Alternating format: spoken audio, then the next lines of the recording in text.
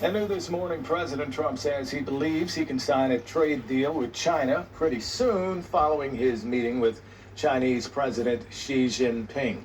He also says he will reduce tariffs on Chinese goods. Washington correspondent Kristen Eskow joins us with the recap. So, Kristen, do we know how long that meeting was? Good morning.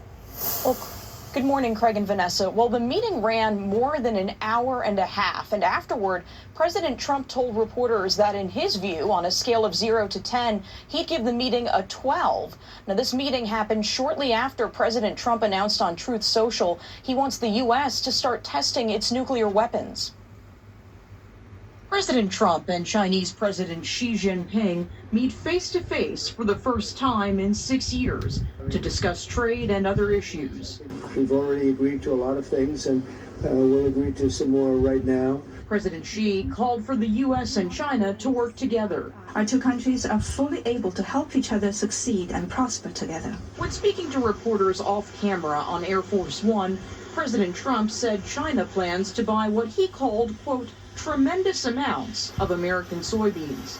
He also said he's lowering tariffs on Chinese goods after the two leaders discussed the flow of fentanyl into the U.S. Based on his statements today, I reduced it by 10%. I believe he's going to work very hard to stop the debt that's coming in. Ahead of the meeting, Democrats expressed concern about any potential trade agreement. Donald Trump's trade negotiations with China have been a failure. About an hour before the meeting, President Trump announced on Truth Social that he has ordered the Pentagon to begin testing U.S. nuclear weapons on an equal basis to China and Russia.